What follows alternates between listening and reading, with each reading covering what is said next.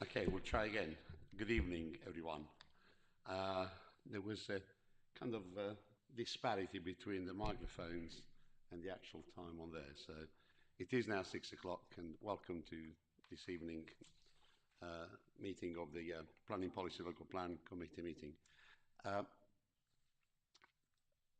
first report will be presented by Gary and Paul. They will be split into different sections. I think Gary will guide us through the various changes that, various announcements that we've all had to get our heads around it, including some information on the LGR. Now that will in fact impact on our plan making. And then Paul Woods will go through the rest of the report, which will be on the issues and options. So without further ado, I will hand over to Mr. Ian Ford for apologies substitutions. We do have an extra first item on the agenda, Chairman, that we don't normally have, and that's to formally elect a new Vice Chairman of the committee, as that office is currently vacant due to a recent change in the membership of the committee. Very remiss of me. Excellent. Thanks very much indeed. So members, we have an item on the agenda to elect a Vice Chairman following the vacancy created by Councillor Bush. Do I have any nominations? Good evening. Councillor Stevenson. Good evening. Apologies, Chairman. I'm used to 7:30 starts, not 6 o'clock, so yes, rushing as it is. Getting to my nomination, I would like to propose Councillor Cousins as our Deputy Chair. He's shown great fortitude in doing his social resource and overview scrutiny committee, and as a good example of his work on the Garden Communities Committee as well, so I think he'd be an excellent fit. Thank you very much. Thank you, Chairman. Yes, I'm more than happy to second that nomination. Thank you. Thanks so much. Councillor Scott, did you indicate? Oh, that's okay. Okay, so it's been proposed and seconded. All those in favour, please show. That's unanimous. Thank you very much indeed. There's no other further nominations, so welcome to the Vice Chair, Councillor Cousins. Now we go to agenda item 2. Apologies for absence and substitutions. Thank you, Mr. Chairman. Report apologies for absence this evening from Councillor Maria Fowler. There is no substitute for Councillor Fowler this evening. Thank you. Thank you very much. We now go to an item that was quite some time ago, 16th September, the minutes of the meeting that we held in September. These have been circulated, members. Is there any comments on the minutes, or are you happy for to be approved as true records? Shall they force sign them?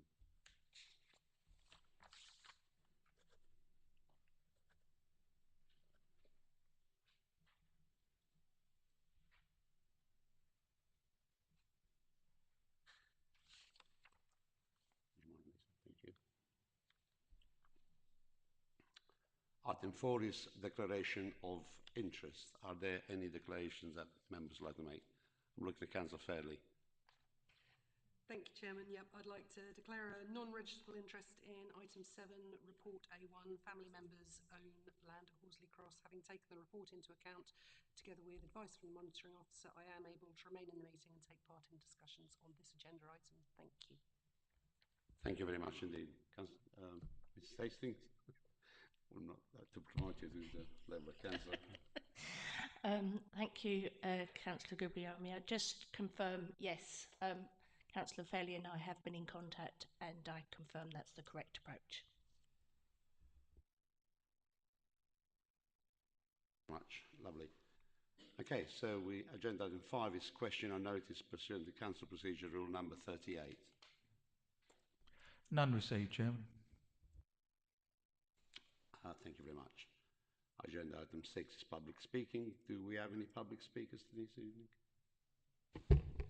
We do have one member of the public who's registered to make a statement on item A1, and that is Mr. David Banks. Okay, Mr. Banks, if you'd like to make your way to where the microphone is. Yeah, that's lovely. Yeah, you will have. If you press the button, you'll have 3 minutes and 30 seconds. Mr. Ford will give you a prompt. You're on time. Okay. Chairman, Committee, named David Banks. I'm resident of Thorpe Selkirk and represent the youngest of three generations that's lived there since 1965. During that time, I've witnessed a relatively large expansion of the village, and in my opinion, it has been conducted very carefully, preserving the special nature and feeling of Thorpe, so thank you very much for that.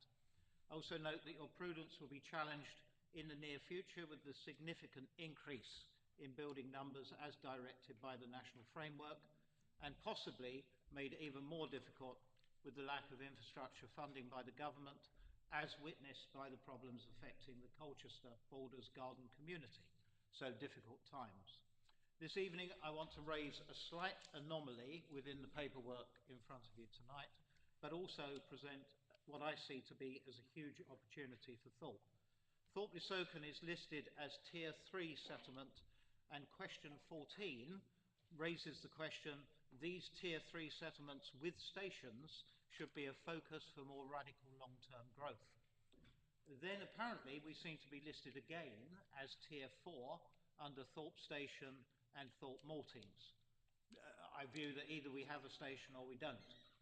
As it happens, through geography and Great Eastern Railway surveyors in the 1850s, Thorpe Station is in fact a mile away from the High Street down an unrestricted B road with countryside on either side of it.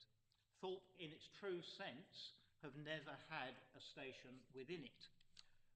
Indeed, it was only called Thorpe Soken Station in 1900, some 40 years after opening. Now we come to the opportunity, and the opportunity must be Thorpe Maltings.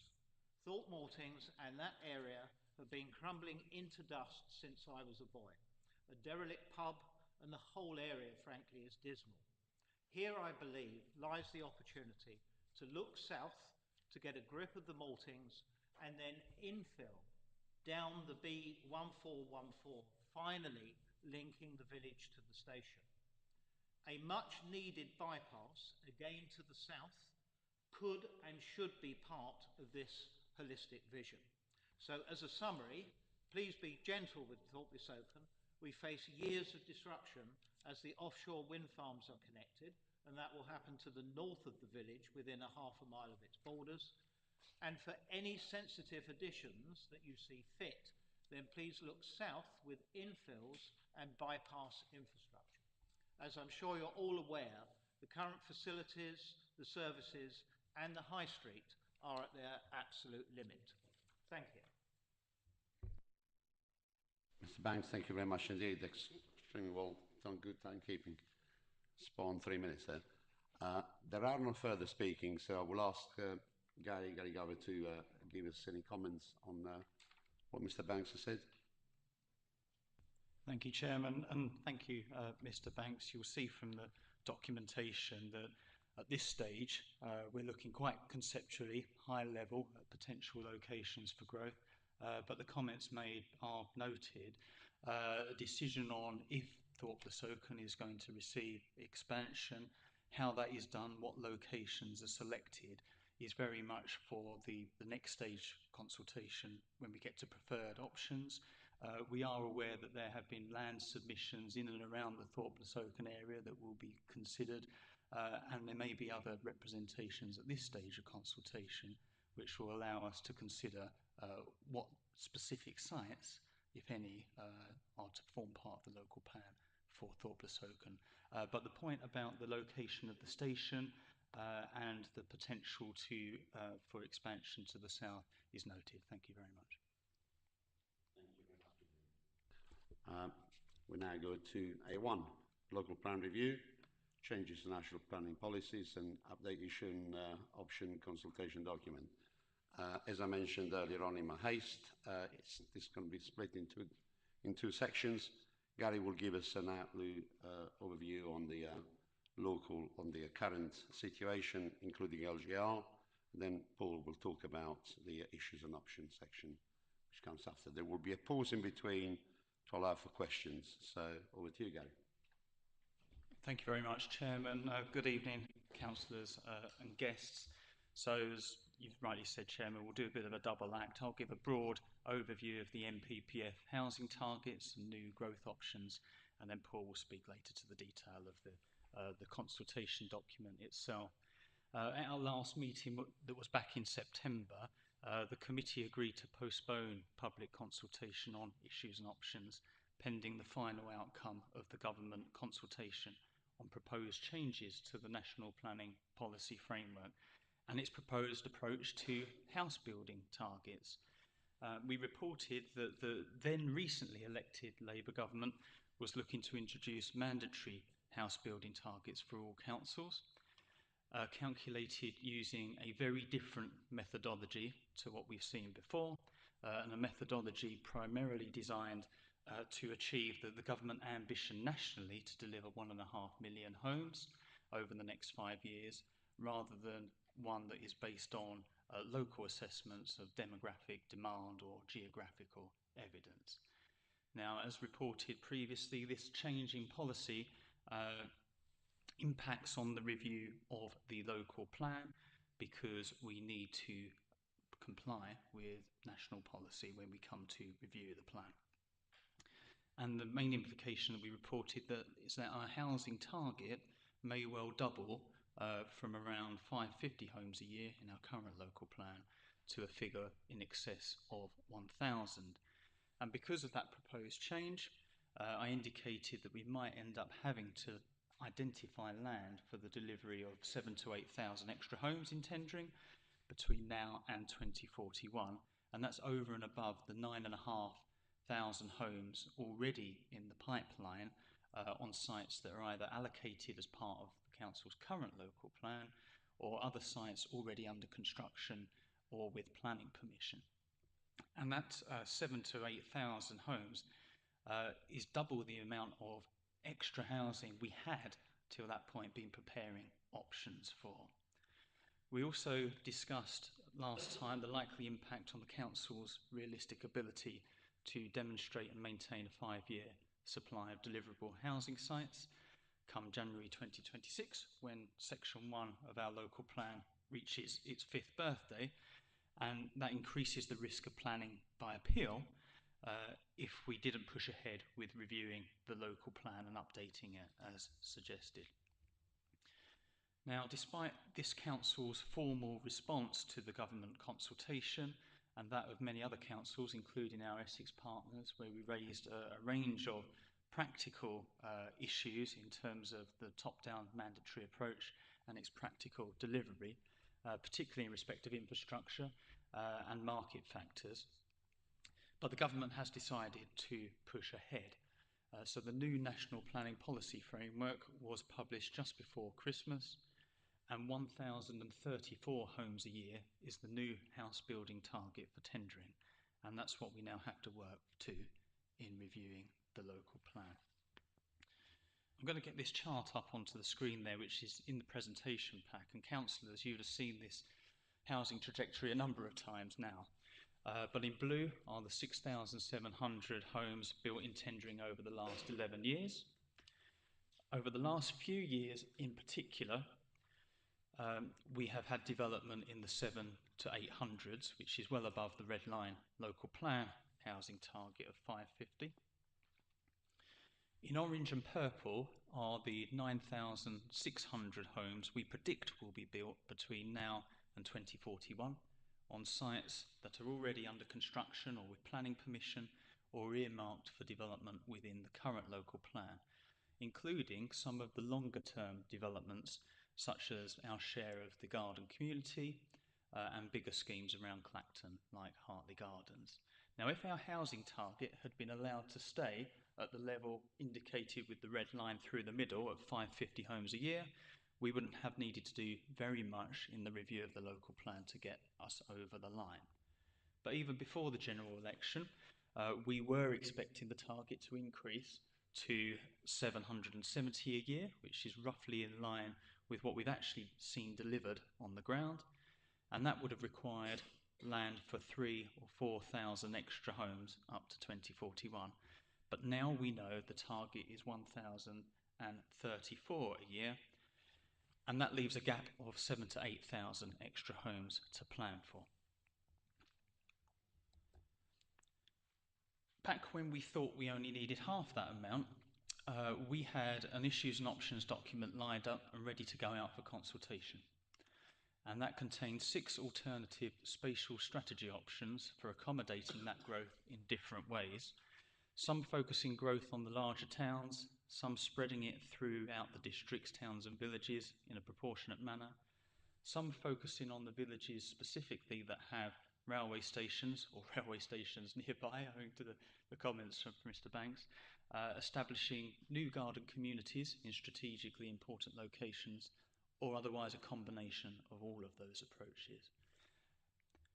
But of course, 3,000 to 4,000 homes was going to be challenging enough, but the doubling of that requirement has made it very difficult to generate alternative options that are very much different from one another. So we had to go back to the drawing board as a result of those changes in government policy. Now, the scale of this new housing target is such that alternative approaches are limited, and the 4 options that I'll move on to shortly, contained within the new version of the draft consultation document, have many similarities with most of our towns and villages affected in some way. I just wanted to talk a little bit about the rationale as to how we've approached coming up with these options. If we start with the current situation, in our existing local plan, we already have proposals to deliver around 5,000 homes in and around Clacton and 7,500 homes at the site of the Tendring Colchester Borders Garden Community, which of course we share with Colchester City Council. Now, as a guiding principle, we have discussed this, and the committee has already agreed that there would be little sense in attempting to accommodate the extra development in either of these areas, because it will be enough of a challenge to deliver what we've already got in the timescales we're talking about up to 2041. And identifying more land in those locations will not make the homes get built any quicker. So to accommodate 7,000 or 8,000 additional homes, as we are now going to be required to do, we essentially have to look elsewhere in the district, and starting with the Harwich area. So if the target was lower, major growth around the Harwich, Dovercourt, Ramsey and Parkson area would have been seen as one of a number of options that we could have considered. But with these numbers, there essentially is no option. The first logical place to look at for sites is the Harwich area, given that, like Clacton and Colchester, it's classified as a strategic urban settlement in our local plan and a priority location for economic growth as part of our economic strategy. There's a high identified need for market and affordable housing, and the opportunity to benefit from freeport status to attract inward investment and new jobs following designation of the freeport. However, it's still a coastal location, it's on a peninsula, the area is physically constrained and in places environmentally sensitive, and there's only so much development between now and 2041 that we could ever reasonably expect the market to deliver. We therefore suggest that the Harwich area might be able to accommodate at best 2,000 extra homes, mostly on greenfield land, and that's over and above the 700 or so already under construction in the area. So that growth of Harwich area features in all of the 4 options. But as well as that, one of the requirements of the National Planning Policy Framework is that we need to plan for at least 10% new housing on smaller sites of less than a hectare. And that's to allow opportunities for smaller, medium-sized developments and house builders. And smaller sites generally tend to deliver housing more quickly and can contribute towards the housing growth in the area alongside some of the larger and more strategic developments.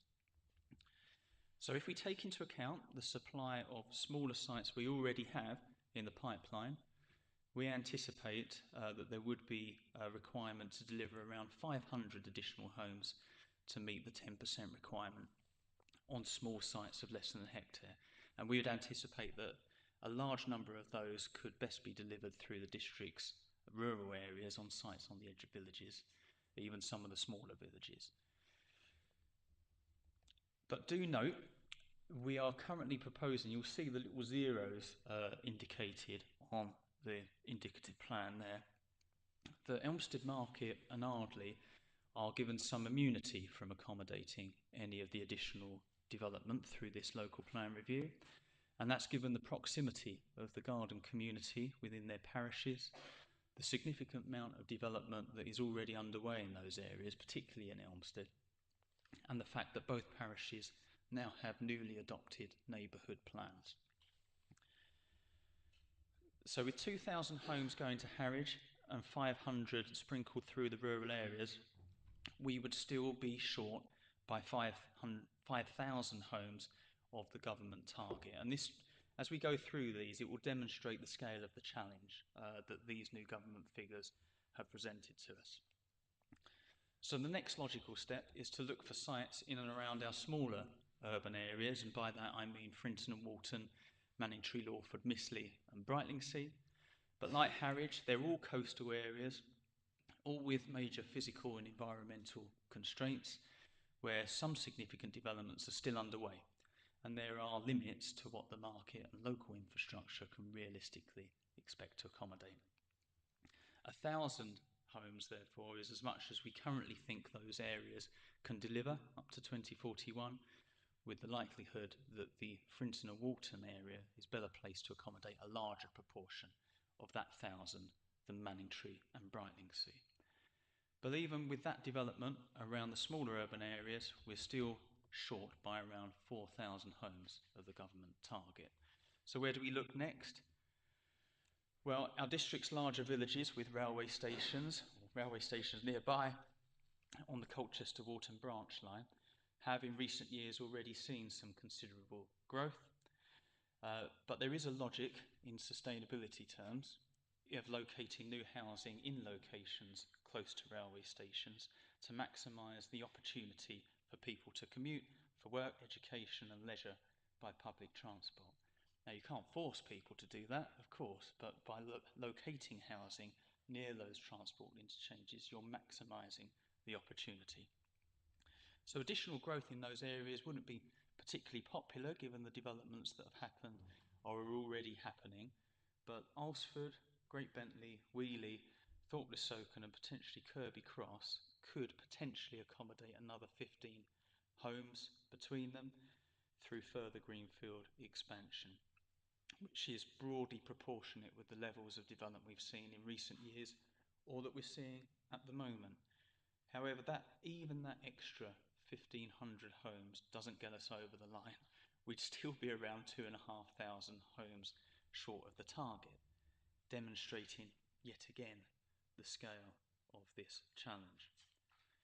So just because of the sheer scale of what the government's expecting places like tendering to deliver in terms of new housing, it looks like we have little choice but to start looking at strategic locations to deliver strategic scale growth in the form of new garden villages, so between 1,500 and 5,000 homes in size broadly.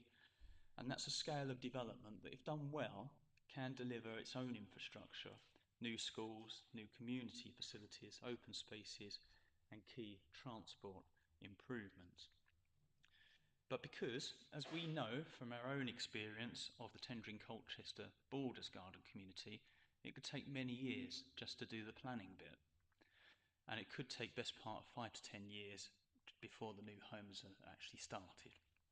So to deliver the remaining 2,500 homes the government wants to see from the target, we could be looking at locations for 2, 3 or even 4 garden villages in the district, and the suggested locations, strategic locations, are shown on the diagram there around Hare Green interchange in the Freighting Great Bromley area, with the potential to deliver alongside it additional employment land and a possible multi-directional junction between the A133 and the 120, and a rapid transit link to the Colchester garden community. Horsley Cross up on the A120, where we now see the Centurion Business Park development take place, and where some of the demand for housing that the Manningtree area can't physically accommodate could be potentially met. Wheeley, which has a branch line railway station and close connection to the A133, which may bring about some improvements to the road up to Freighting, but which we know won't be popular given previous experience of suggesting major growth in that location a few years back. And then Thorpe Le Soken, as we discussed before, which has nearby a mainline railway station and where there's been a long-standing desire locally to have a bypass around the villages. And we heard from Mr. Banks earlier to consider the potential for southern expansion to achieve that.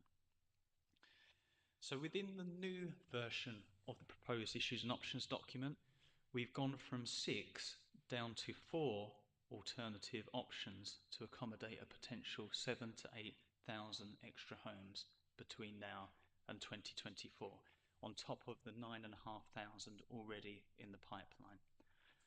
But because the numbers are so high and the permutations are so restricted, it becomes a bit of a spot the difference competition, I'm afraid.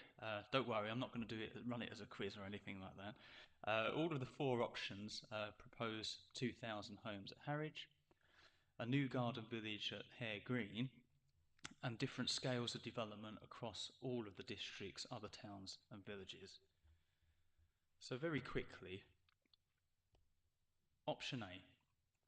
So this has a focus on the A120 corridor and the Colchester to Walton Railway branch line, with garden villages proposed for Hare Green and Horsley Cross, and developments of up to 300 homes in and around Alresford, Great Bentley, Wheeley, Thorpe and Kirby. Option B has a lesser emphasis on development around all of the villages with railway stations, and instead focuses the growth on Wheeley as a location for a third garden village scale development, probably not as large as those prepared or proposed for Hare Green and Horsley Cross, but still in excess of 1,000 homes potentially. And that approach gives us a triangle of strategic garden villages in the centre of our district. Option C, again, goes for 3 garden villages, this time at Hare Green, Wheeley and Thorpe, taking more advantage of the railway stations at Wheeley and at Thorpe, nearby Thorpe. To be honest, I've got some reservations. I do note Mr. Banks's comments earlier. I've got some reservations over whether Thorpe could realistically accommodate that scale of development, and certainly whether it could accommodate enough development to justify or deliver a bypass, knowing what we know about the cost of building roads from our experience of the garden community.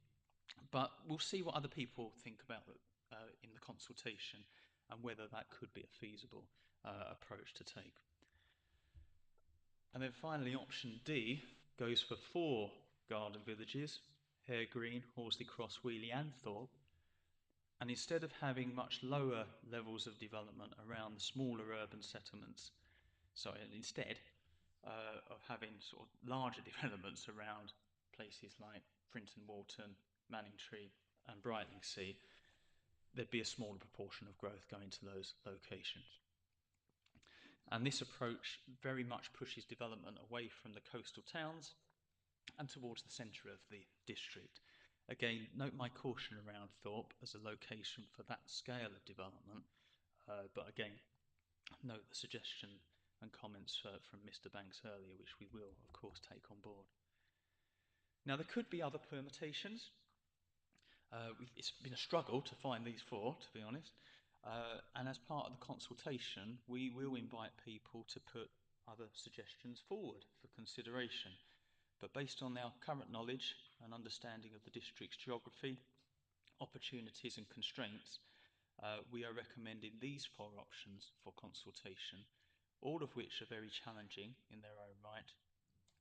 And as it stands at the moment, subject to sort of doing more work about the feasibility of the option of growth around Thorpe, I would suggest that options A and B are currently looking like the more feasible of the 4, but here's the opportunity to get some feedback through the consultation as to what people, developers, landowners think about what might be achievable.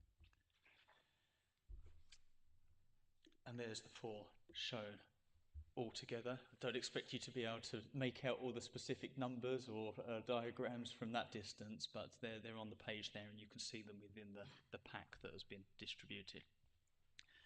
Now, Chairman, before we invite any questions, any sort of further discussion of the specific consultation document, it may be that we invite some questions about what I've just presented. But before we do that, before I ask Paul to talk more specifically about the consultation document, I just wanted to touch on the mandatory nature of the government MPPF housing targets and just say a little bit about the potential impact of devolution and local government reorganisation in Essex. Now, firstly, I just want to be clear that these new housing targets are not optional. They're mandatory, and a local plan that fails to observe these new targets will be found to be unsound and would be rejected as part of an examination process. So we don't have any choice but to work with these figures. And furthermore, come January 2026, our 5-year supply calculation will be based on the new government figure. And the planning inspector, as we know from our previous experience, can overturn local planning decisions where a 5-year supply is not demonstrated. So the only circumstances from what we understand from the new government policy where a council could argue for a lower figure is if it can't physically accommodate that level of growth because there just isn't enough land within the administrative area. In which case you're still expected to work with your council next door so they accommodate the development that you can't. Now, we can't really argue for this in tendering because although we do have legitimate concerns about infrastructure capacity and other aspects of the policy change, which we made clear in our representations, we do have the land, even though most of it would have to be greenfield agricultural land that is developed. And even if we were to argue otherwise, our neighbours in Colchester, of course, are already relying on tendering to deliver some of its growth as part of the garden community development, and they're facing equally, if not more, challenging targets. In fact, next week, Colchester City Council's local plan committee will be considering their preferred options draft local plan, which is identifying significant areas of land across the Colchester area to meet their requirement of 1,300 homes per year. And that's going to include some land northeast of Colchester, close to the tendering border. So that's being discussed by Colchester City Council's local plan committee next week and may well go forward for public consultation in due course. But turning finally to devolution and local government reorganisation, and councillors, you'll be very aware that the government has now confirmed Greater Essex as part of the priority programme, and county council local elections scheduled for May this year are cancelled. So over the next 2 or 3 years, the programme will bring about the election of a mayor for a combined mayoral authority for Greater Essex, with certain devolved powers and duties around strategic planning and housing growth, followed by the potential reorganisation of the current 2-tier local government structure into what could be 3, 4 or even 5 new unitary authorities serving populations of around 500,000 people. And instead of having Essex County Council and a layer of district councils, including Tendring, Colchester, Braintree and others, there would be a number of unitary authorities that cover some of the functions that those organisations currently cover. Now, some might ask, what does this mean for our local plan? And why put all of this work into reviewing the tendering local plan if tendering district council in its current form might not exist in a few years' time? Well, to answer that, the clear advice from government officials is to push ahead with local plan reviews at district level because it remains a statutory duty. There is a clear push for up-to-date local plan coverage across the country, and the local plan we produce now will inform the content and direction of both the first strategic level plans produced by the new mayoral authority and any future local plans for a new unitary authority. It could actually be this council's opportunity, therefore, to set the direction for our area for a future unitary council to follow. So before I ask Paul to talk about the consultation document, Chairman, conscious that was a lengthy presentation, but I'm happy to take any questions if that would be helpful. Gary, thank you very much indeed. I think your summing up, it's quite important on the mandatory requirement. And I recall a letter that was sent by the Deputy Prime Minister only a few weeks after the election was over, when she announced that 1.5 million homes will be built in their time of office, and if any authorities that didn't comply, they would be having their running powers taken away from them. So that's something to bear very much in mind. Members, I'll go to question first. Councillor Bray. Thank you, Chair. Thank you, Gary. It's a really detailed report, and I don't relish the thought of having to bring this lot together. The number we've had thrown at us is extreme. As you've said, it's mandatory. There's nothing we can do about the number. And if we don't comply, as the Chairman has just pointed out, we will suffer the consequences. My concern is not that if we don't comply, it's what if we can't comply? I'm looking at our previous figures, and there are 2 times when we've got anywhere near the annual requirement. One was 2018-19, the other was 26-27, and we were still 120 plus houses short on those 2 years, and we only managed that for 1 year. We will be expected to achieve 1,034, a figure we've never got close to achieving before, consistently for the entire length of our local plan. So bringing realism into it, and I know that current government, in my opinion, aren't very good at that, but let's bring realism into it.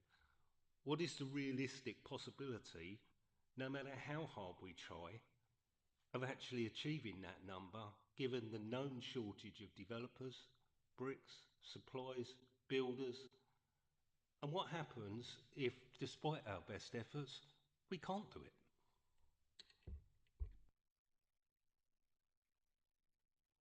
Thank you, Councillor Bray. So this is hugely challenging. You'll recall that when we wrote to the government in response to the consultation, these were some of the precise points we were making. The target that's been set is well above anything that's ever been achieved in tendering in the past. And although we might have got close to it in individual years, there's never been a sustained period of growth where those kind of figures have been achieved. We won't be alone amongst councils across Essex and across the country that have made similar points to government through the consultation. And one of the issues in particular that we raised in our consultation response is how can you be expected to maintain a 5-year housing supply against a target that is potentially just beyond the realms of achievability. Those points were made to the government. The government has considered those points, but it is sticking very firmly with the national ambition to deliver 1.5 million homes, and because of that, no changes to the national framework have been made in response to those particular points. What if we can't comply? Well, we've got to do what we can to identify land as part of the local plan. And when you do a local plan, you're expected to be able to identify 5 years worth of growth that is you've got a good chance of delivering. And then for sort of years 5 onwards through to 15, you've got to sort of demonstrate that there could be a reasonable prospect that it could happen. You don't have to indicate absolute certainty, but you've got to be able to demonstrate that there's a reasonable prospect that you're giving it a good go, for want of a better word. And then, of course, as you review local plans going forward, you have the opportunity to then revisit whether you were right or wrong in making those assumptions previously.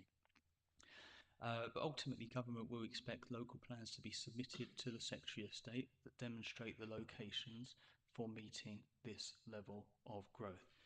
One of the big issues that we raised in our representation, and others did as well, is that these levels of growth, although never been achieved before, if they're going to be achieved in the future, the infrastructure that we have in our areas is not sufficient to deliver that level of growth. And I think Mr. Banks actually helpfully touched on it earlier, that in ascending to these much higher figures, there's got to be a much stronger role for government in being able to facilitate the early delivery of key bits of infrastructure.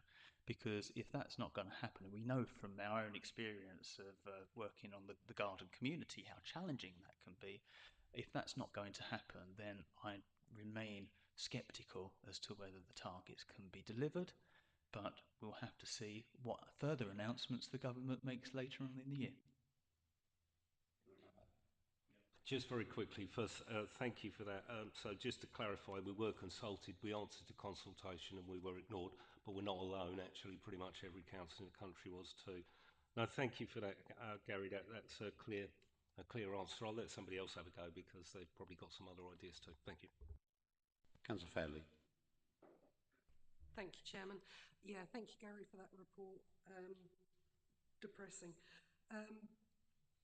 What are the parameters around what can't physically accommodate? So you made that phrase. What are the parameters that are set around that? When we're looking at the roads we have, the infrastructure, what input will we or Essex County Council have in terms of whether something is appropriate or not? Essex County Council is still a statutory consultee. If we're receiving planning applications for these numbers, which I think it's very, very difficult, but what if Essex County Council say, oh, actually, no, because that road can't be done? So where does that leave us? The graph numbers, as we've got at the moment, when you look historically, we've got quite a lot of over-delivery compared to our line going through. And although I don't believe that the target 1.5 million or whatever is achievable, when we're looking at what we're planning, how much sort of feedback have we had from developers, for example, in terms of deliverability? And actually, even if we can plan to achieve the new number, when you're looking at delivery, how likely is it that delivery will be in where you're estimating delivery is going to be? And if there is, for example, over delivery on a year, is there any possibility for carryover of those numbers? And yeah, we're talking about agricultural land, and I just wondered, is it possible to make some sort of assessment as to how much or the percentage of Tendering's agricultural land will be lost due to housing? And then actually, when you look at the green energy projects, etc., as well, cumulatively with that, what percentage of our farmland are we going to be losing? Thank you. Gary, do you want to take that one? Thank you, Councillor Fairley. Good questions there. I think that the point about the parameters, when the government says you've got to deliver these figures unless you physically can't do it, I think one of the examples that they gave in the guidance was if you were literally a small island with not enough land if you built all over the land that's on that island, if you couldn't meet the target, then the expectation would be the council next door delivers the target for you. So it's very much a physical basis. Now, as I've said before, you know, nobody really wants to see hundreds of acres of farmland be developed for housing. But in the Tendring area, because of our geography, the land is there. The land could be developed. But what you're talking about there is the constraints of the infrastructure. And as part of the local plan review and looking at these options, we are working very closely with Essex County Council, their role as the Transport Highways Authority, and some of the evidence that will inform what choices we make about what options we go forward with will include transport modelling. And the transport modelling work is already underway. And we'll be looking at these options, different assumptions around these options. Now, if it comes back and tells us that something is just not deliverable at all, for whatever reason, then that will inform what decision we might have to take on what option we do go with. Now, things with transport infrastructure, it can be very, very, very expensive. If there is a piece of key transport infrastructure that is necessary to unlock these scales of development, it's going to be beyond, most likely, the ability of a developer to be able to afford that through Section 106 or seal contributions, for example. This is where it is very much being able to go to government and saying, these are the numbers that we've been given, this is the best strategy we can come up with, but this is the piece of infrastructure that's going to unlock it, and this is what it's going to cost. And it may be going forward. Now we have a process where we can sort of make bids to government. I think the idea in the future is with a sort of mayoral combined authority is that actually the mayor will have some devolved powers to be able to influence how that funding is distributed for these key projects. But Councillor Fairley, it's one of the big talking points in my discussions with all of the other authorities across Essex, really. How do you put forward a package of growth that delivers these targets and clearly sets out what the infrastructure requirements are going to be to facilitate that? In terms of over-delivery in the past and whether developers have fed back how likely delivery could be, I'll take the feedback from developers first. Clearly we have a very diverse district, and in some locations property values are higher than they are in other areas, and depending on where you are, that has a great influence on how quickly housing is built and to what extent it can afford Section 106 or seal contributions towards key pieces of infrastructure. And I think this will be an issue for other councils across the country as well, no doubt.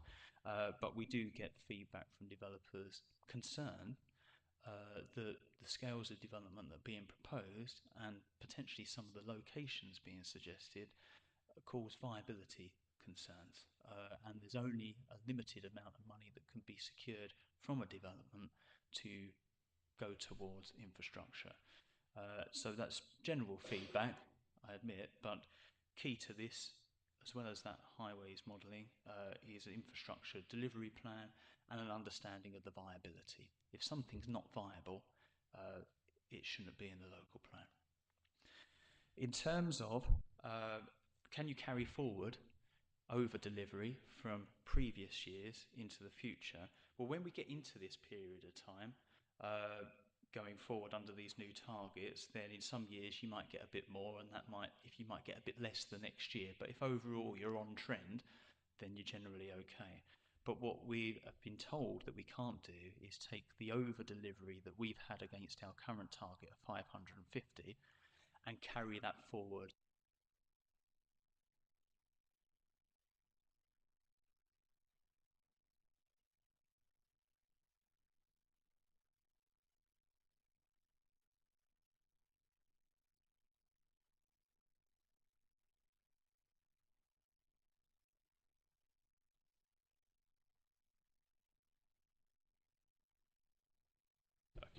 Okay, oh, it's back, it's back.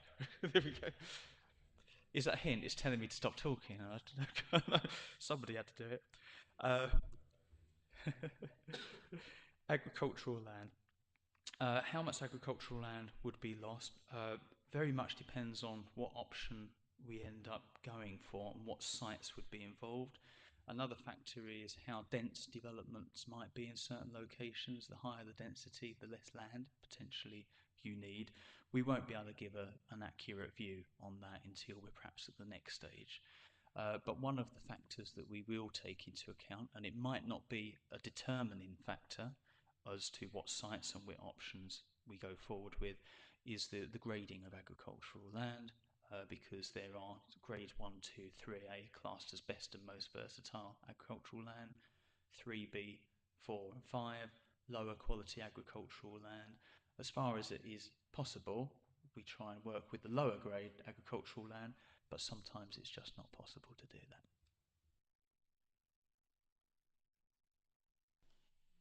Thank you. Councillor Scott. Thank you, Chairman. I'm following on comments from Councillor Bray and Councillor Fairley, and I do support the questions that Councillor Fairley and Councillor Bray put forward. things I want to ask about, we know about obviously the schooling issue and the health issue. Because if you're going to build loads of houses in going forward, you have to accommodate for schools and health and going forward. And I do appreciate what Councillor Faye said about the loss of agricultural land in our district, what percentage that be. But we also factor in the proposed quarries in our district, the pylons and the cables coming in. So you throw that into the mix, there isn't a lot of land left to build, to grow crops, farming land, to dig up the fields for the quarries, put pylons across and cables. I don't know whether the government in London have actually worked that one out. I'd be interested to know, are they aware of quarries going forward and pylons and cables and such like?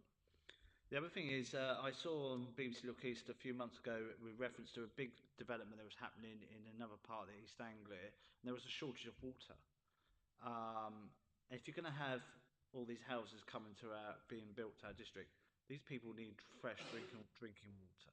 So again, you need to accommodate large pipes of fresh water coming into our region and into our area, and I'll be interested to know whether that's been accounted for. And it seems to me that if you have water, then you need sewage, and there's sewage to accommodate for that too. So I don't think the government have really looked at this carefully, in my view. Adding that on is the transport network. More people means more cars on our roads. Roads would have to be widened, dual carriageway, and also the pressure on the bus routes going, because some bus routes in the rural communities don't necessarily, they stop at 6 at night, and you need to accommodate that going forward. So it's all part of the package of infrastructure in that area. And finally, if we're going to have a load of people building, I know Councillor Bray was saying about having tradespeople building these houses, then you need to plan and train these new people going forward up to 2020, up to 2041. So we need to get local schools and colleges to start training like bricklayers, carpenters, plumbers, electricians and decorators. So it's all that in the mix. And I can't see we're going to do this. Personally, I think the government have gone a bit too far.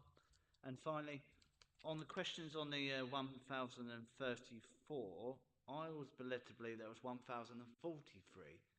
Was there a change of figure? Because that was 1043 at previous meetings, and now it's gone down to 1034.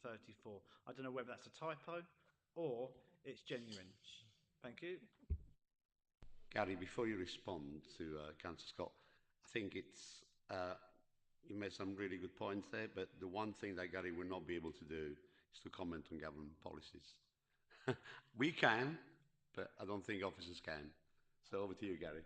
I do, Chairman, I do appreciate I don't expect Mr. Guyver to talk about government policy, because I don't think it's right to an officer to do that. As politicians, I think we should say that, but I appreciate the officers can't do that. Over to you, Gary. Thank you, Chairman. Thank you, Councillor Scott. So just to pick up that last point, when I gave previous presentations following the issuing of a draft MPPF, the figure that we were looking at was 1043. There has been a slight adjustment to the methodology, but it's very, very slight. So the figure, it's not a typo, the figure is now 1034. Interestingly, Colchester's target went up by 10, so it looks like again the 10 we lost here have gone to Colchester. So tweaking around the edges, but the essence of it is similar. It's 1034 is the confirmed figure. You touched, Councillor Scott, on schools and health, and clearly, you know, the pattern of development and the different options you consider, the provision of schools in particular, and perhaps how health is provided in the future, given this is planned to 2041 and potentially beyond that, the way that healthcare is provided in the future may well change from a more traditional model that we have now. But planning for schools is critical. There's an optimum level of development that can be achieved in any one location. If you go too big, you can run the risk of having development that is too large for existing schools to cope with, but not large enough to justify or deliver a new school. And that's why very often you will see we're either looking at development that is relatively low in some of the rural areas so that you wouldn't need to necessarily build a new school, but in other locations development of a much larger scale where it would be implicit and required that actually you deliver new school provision from that. Quarries and pylons, yeah, there's a lot of demand on land, not only for the construction of houses, but for the extraction of minerals which you need to make the bricks to build the houses. Now, of course, the way houses are constructed in the future is going to change. It doesn't necessarily have to be bricks. There's new modern methods of construction which may carry forward. But the more houses you're going to build, the more demand there is for minerals. And yet, fields being dug up to extract those minerals as well, and that will be something that both the County Council under its duties as the Minerals Authority and potentially a future unitary authority will need to deal with. Water. The specific question was, has the government considered water provision in setting these targets? Well, no, as I said at the outset, really, the targets are sort of top-down based on the methodology. It's a requirement for the local authorities to work out where that water's going to come from.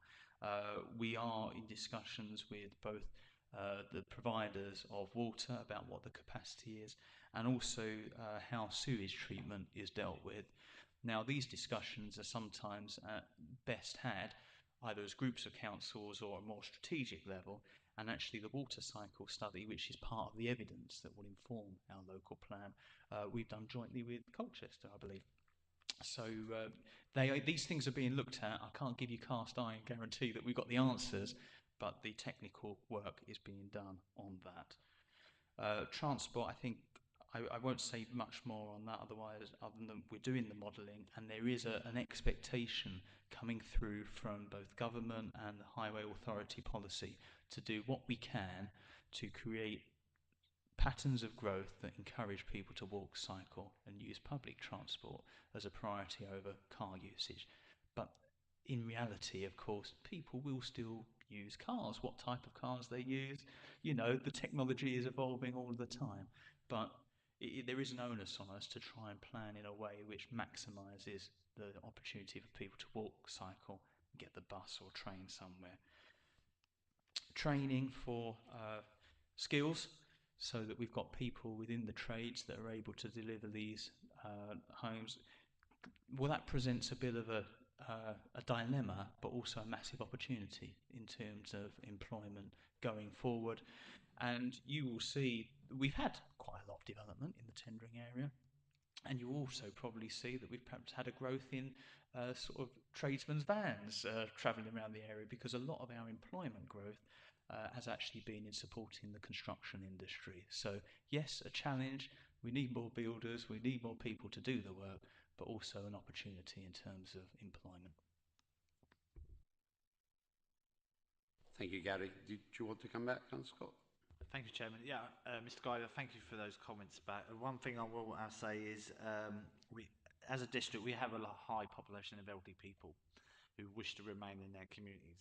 Are there any opportunities to have small-scale developments for elderly people so they can downsize their larger 3-4 bed houses down to 1-bed properties like they have in Elmston Market in Meadow Close? I think something along those lines across our district will help our residents who wish to stay in their community, may not necessarily want to go in a care home and want to stay in their home and in a community where their friends and the social network is. I was wondering whether there's going to be small-scale developments for elderly people. Thank you. Did you want to take that, Gary? Thank you, Councillor Scott. I mean, this is going to be more of an issue for what policies we include in the local plan, which is sort of the next stage. But through the issues and options consultation, thank you, Paul, there is a question 52. What more could the council do to ensure the local plan meets the needs of people requiring specialist accommodation in the district? And that could cover older people looking to downsize. So there's an opportunity for the public to have a bit of an input into this. But what we also have, thank you, Paul, is a study that is just about to be completed, which is the Strategic Housing Market Assessment, which gives us advice on what types of housing, tenure and size, we should be planning for through the local plan. And meeting the needs of older people is sort of one of the particular things in there. And yet, if there is a good case for asking specifically for those smaller developments to allow people to downsize, we have the opportunity to enshrine that within planning policies, and that will be more for the next stage. Thank you, Gary. I've got you, Councillor Brave. I've got Councillor Mark Stevenson first. Can I welcome you to the committee, first of all? Thank you, Seems Chairman. like I'm not deja sure that's vu. a good thing or a bad thing. Put the clock back to 2015, if I remember It rightly. it is, and much of my information literally stems from 2015. So I have got a solution. If you wrote one letter and got it down by 9, if we write 29 more letters, each one's worth 9, we're back down to 770, and it's not a problem. So if you could just write 29 letters, we're okay. Did you get that, Gary? Make another of that. Failing that, though, I haven't heard much talk about brownfield sites, and I'm dead against using virgin land as such, whether it be green land, arable, or grey as it's now called.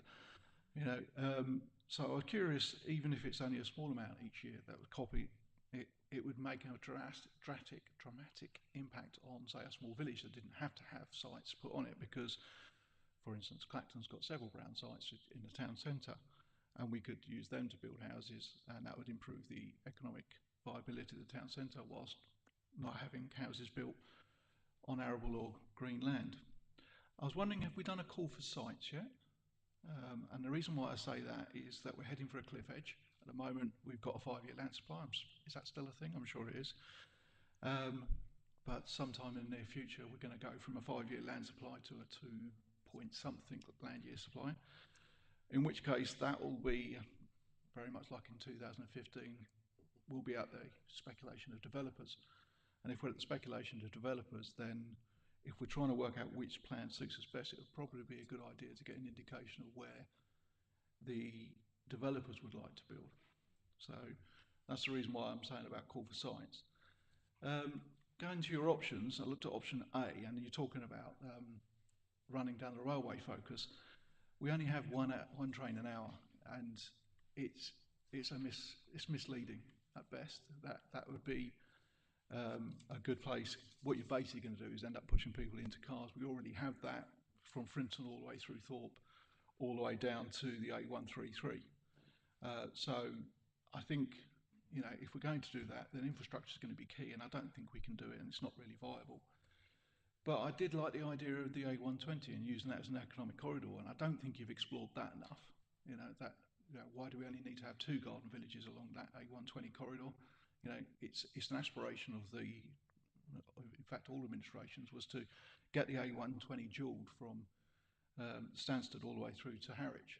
And one of the ways we could do that is to promote growth along that road, like we've seen with the other part of the A133, which is now very viable and had business parks and all sorts of stuff built along it between Braintree and Stansted.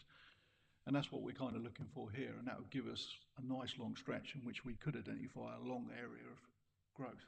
And whilst I accept that it will take time, we do have time. In my opinion, we've got 5,000 homes being built in Clacton, 7.5 at the garden communities. We can pick up bits and pieces elsewhere. So those are my thoughts. Thank you. Hope you got it all. Thank you, Councillor Stevenson. I'm with you, Gary. Thank you, Councillor Stevenson. So as it stands at the moment, yes, we do have a 5-year housing supply. Our 5-year, I think it's something like 6.5 years now, and that's based on our current target, which is still relevant, our 550 homes a year. Come January 26, that's when our target's 5 years, at its 5 years, and then it goes to the other target. We did a call for sites last year, but what we are conscious of is that because we will be running an issues and options consultation, if there are landowners and developers out there that didn't get the opportunity to put forward sites for our consideration, they can do so as part of this consultation as well. So there'll be a second opportunity to put forward site development proposals as part of this consultation.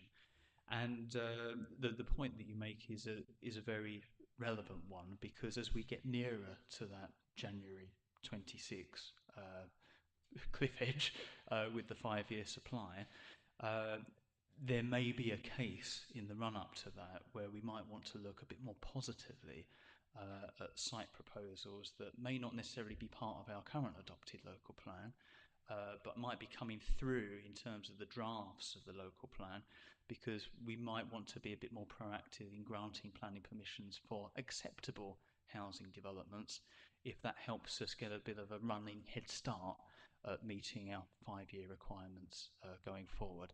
Now, my advice on that would be that if we do, as in line with the programme that Mr. Woods is going to speak to us a bit later, if we do get to a stage where we have a preferred options draft local plan later on this year, and potentially working towards a submission draft local plan early part of next year, then potentially we could give some weight to those emerging plans in the determination of planning applications that come forward. So whereas in the past we may have had a situation where our local plan was out of date and we didn't have a new one coming through, what we're trying to achieve here is that we do at least have an emerging plan coming through, and it may be that some of the sites identified in that plan could come forward earlier than the adoption of the plan to bolster that housing supply. But again, that would have to be looked at on a case-by-case scenario as applications come forward. The trains, an option A, and the idea of putting a lot of development around the villages with railway stations. You're right that that branch line service for some of the stations there's like Thorpe, for example. You get more regular ones because you've got the main line one going through as well. But for others, one service an hour is what you get. Now, some might say, well, that's better than nothing. We're quite blessed in the Tendring district in having a number of railway stations, which a lot of other districts and areas don't have. But there could be an argument that if you have a growth strategy that focuses on those stations, it builds more the economic case for actually upping that frequency of service. But that's have to be something that we'd have to really push for. Ultimately, you can put people near a railway station, but you can't force them to go on the train. And the reality is, even if they're near the railway station, for certain things, they'll be driving. The A120 economic corridor and the suggestion that we could make more use of that.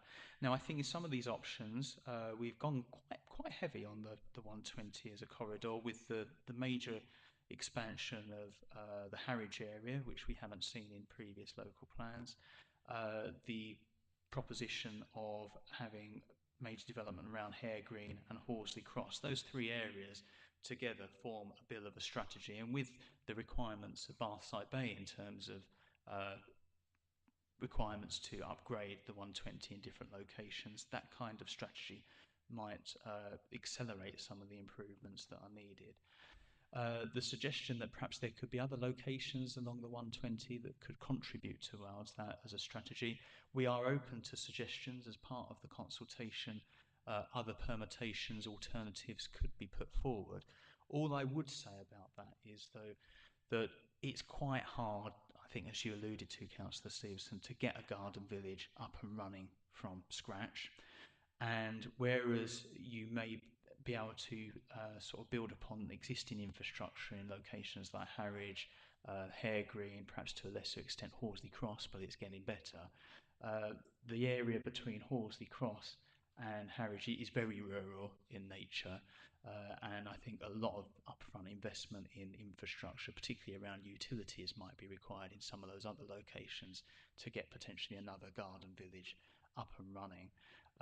But yeah, open to suggestions as part of this consultation. It would be, if we do run a call for sites alongside this, if something comes forward and we can make it work, it may be that we look at those as a potential option as well. And yes, it could take time. I think one of the challenges of the government's policy, and this is not being political, is that they are looking to deliver these 1.5 million straight away within 5 years. And for some of the developments that we're suggesting here, it will take much longer than 5 years to get to a stage where we could be in a position to actually say whether planning permission should be granted or not. So I think in all of these strategies, there is a provision for some of the smaller sites in different towns and villages to come forward a bit earlier to bolster those numbers in the short term. But for the big strategic stuff, yeah, it takes a long time. Gary, thank you very much indeed. Cousin Stevens, can you come back? Chairman, just a couple of quick bits. Has there been much submitted for the call of sites? Are the proposals built around any evidence around the call for sites? And a couple of observations. Trains, it's cart before the horse. And Harwich, you haven't just got Bathside Bay, you've got Freeport and the Green Energy Hub. And as for that infrastructure problem, that's what SIF's invented for. Gary? Thank you very much. Well, I'll pick up on the first point about call for sites. We did get another number of submissions. What we didn't do at the time was report those back to the committee, because we knew that we were going to have to do that again on the basis of these much larger numbers. When we did the last call for size exercise, we were kind of intimating that we might need 3,000 or 4,000 extra houses. Now we know that it's 7,000 or 8,000 houses. Are the options built around the call for site submissions? To an extent, the ones that we've received kind of reflect the locations that we thought might come forward, and that we thought we might be putting forward for options. So there are a few surprises that we might have to look at as well. But before we report back in full on call for site submissions, it'd be interesting to see what comes through from this consultation, and then we can provide a much clearer picture as what's out there and what people would like to do. Before I come to Councillor Bray, I remember when we published all the responses for the call for site sometime back, I think it was 2012, and it sets a lot of hairs running, because we actually showed all the sites that have been put forward, and people assume that that's where we're going to all build upon. Councillor Bray. Thank you, Chair. Chair, as you know, I was on this committee many years ago. I had hair then. In fact, I think it's probably this committee that cost me it. And I'm just making sure, having recently returned, that everything is still as I believe it was then, and I suspect it is. But in 2026, we will fall short of our 5-year housing supply. The cliff, which Councillor Stevenson mentioned, he stole a bit of my thunder there. So the question is it still the case that if we do fail to maintain our 5-year housing supply, the presumption in favour of development is triggered? Is that still so? Does that mean that whichever of these options we go for will be largely irrelevant, because once we fail to achieve our targets, developers will be able to use presumption in favour to go pretty much wherever they like? Thank you, Chair. Gary, do you want to take that? Thank you, Councillor Bray. Well, at these scales of development, there's quite a lot of likelihood, and sort of alluding to what Councillor Stevens said earlier, that actually when we bring forward a draft local plan later in the year, it will probably contain a lot of the sites that people were getting ready to put in as speculative applications anyway. So at least, we would have some control over that, because we could give weight to an emerging plan. That's not to say that there'll be other landowners that are outside of the plan we bring forward that want to take the opportunity, if we fall short of our 5-year supply, to bring forward a plan. But what happens is that what we call the tilted balance to the presumption in favour of sustainable development is triggered. And what that basically means is that the council is kind of expected to grant planning permission for residential developments unless the impact or the implications would be undesirable or bad. So if there's a good reason to say no, you can still say no, and it may well be that if you go to appeal, you could still win that appeal. But when you haven't got a 5-year supply, in the balance, when it comes to determining applications, great weight is attached to the fact that you're not meeting your housing requirement, but it doesn't necessarily mean to say that they will all get planning permission. Councillor Bray. Very quickly, thank you. Yeah, that was my understanding of it. Tilted balance was a phrase I hoped I'd never ever hear again as long as I was alive, but it's coming back, isn't it? It does concern me, and it's a concern that's been raised by many, many people. Once we fail to reach the 5-year housing supply, tilted balance will apply. Developers will then start making speculative applications. We know this because we've been there before, we remember it well. I find that really quite scary. I think actually the government have played an absolute blinder here. They brought in figures that are almost impossible to achieve, and when we don't achieve them, somehow it will be our fault. Brilliant, really. Thanks, Chair.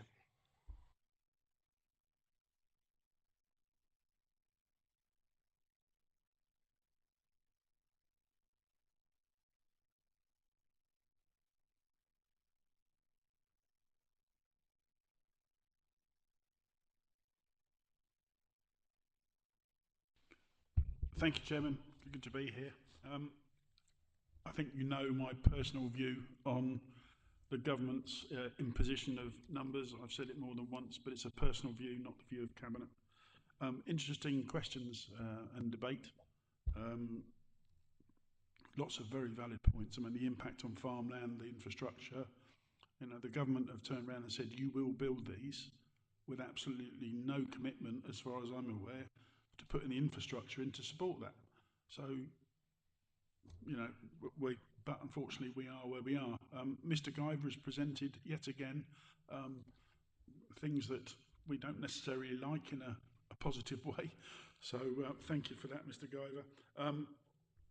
The only thing I would say is about the infrastructure, is that we need to really, really push for that. I mean, trains, if that option is approved, Wheelie doesn't have a service on a Sunday, hourly service.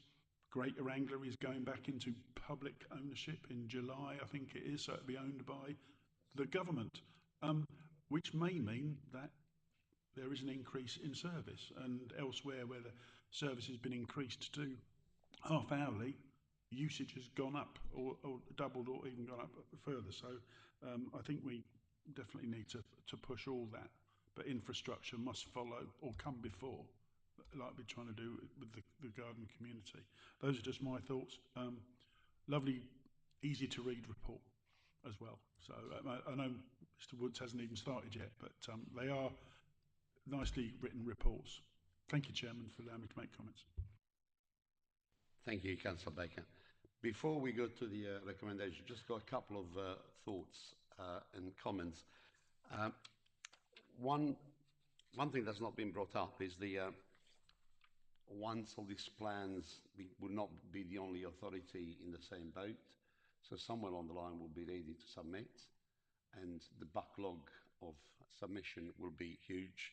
So that will be quite interesting to understand how civil servants and the planning inspectorate will be dealing with that. So I'd like to have your thoughts on that. You mentioned Colchester have published their proposed their options and how they will expand, and alarm bells start ringing when you mentioned that they would be looking to come east towards tendering, and my memory serves me right, they got a bit uptight last time when we were planning to do that. In fact, they objected to our local plan the shape they were. So, and there's also other issues which we will take up elsewhere. Which brings me to the final point that I'm the only surviving member on the Tenerife Colchester Garden Community project. We started back in 2014, and unless I've missed it, I've not seen a house yet being built on there. So I'll leave you on that thought. So Gary, just on the Colchester and the backlog potential. Thanks. Thank you, Chairman. So, yes, it is a concern that as officers we have that potentially you could have the whole country trying to put their local plans in round about the same time, and that the Secretary of State and the Planning Inspectorate have a desk full of local plans arrive around the same time. And we know from our experience, not only of the examination of the local plan, which took 3 years, but the examination of the Garden Community DPD that took place, the hearings were in May, and we haven't received the report yet. So that is a concern. How quickly are the government going to be able to resource and turn around the examinations of local plans? That is an issue, and I think we sort of, when there have been surveys going around to the Planning Officers Association, that's something that we've raised with government about resourcing that.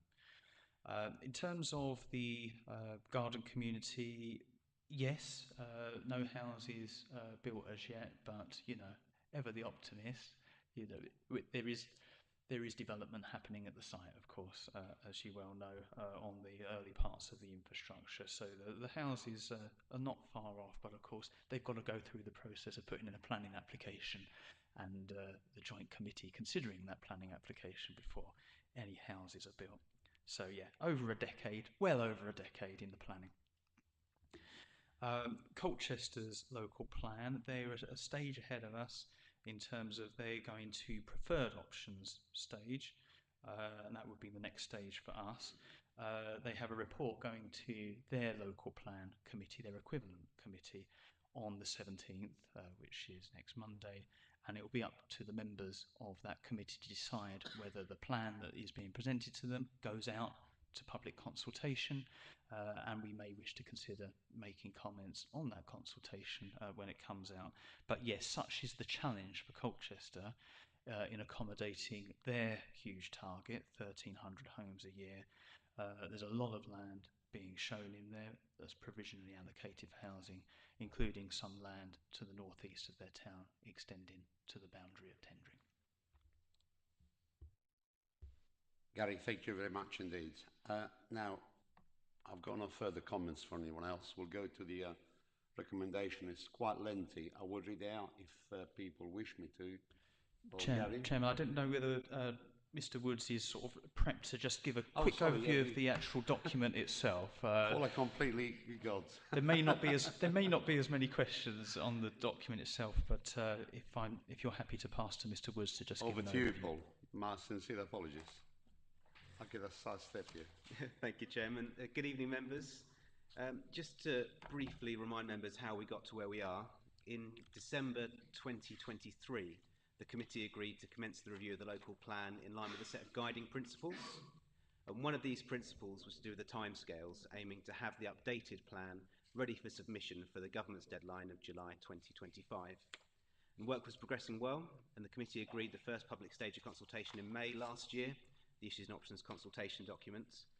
And unfortunately, the timing of the general election and the pre-election restrictions meant that consultation was delayed until the early summer, and into September, sorry.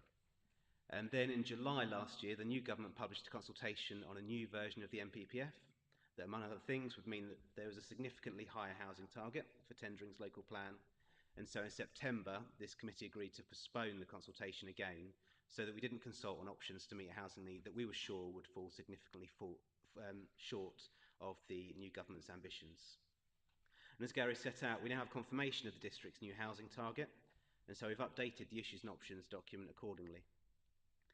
Unfortunately, holding the issues and options consultation in March 2025 rather than June 2024 means that the programme's been delayed by 9 months.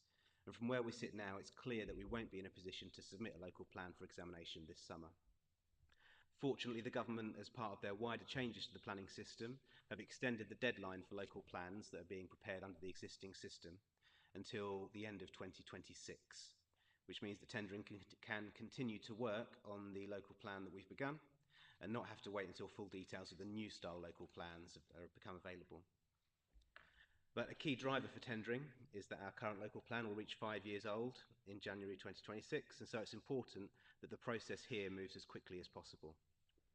And so on page 28 of your agenda pack, officers have set out what we consider to be a realistic timetable for preparing the updated local plan, beginning with the issues and options consultation in spring, preferred options later this year in late summer or autumn, the submission version ready for consultation in the winter, and then submission itself in early 2026. And then we can expect adoption of the updated local plan could still happen in 2026, although this would be led largely by the planning inspector. This programme takes into account summer and Christmas holiday periods when it's not best practice to hold public consultations, and it factors in the time required to prepare and publish committee reports so that members of the Planning Policy and Local Plan Committee can take the appropriate decisions at the right times.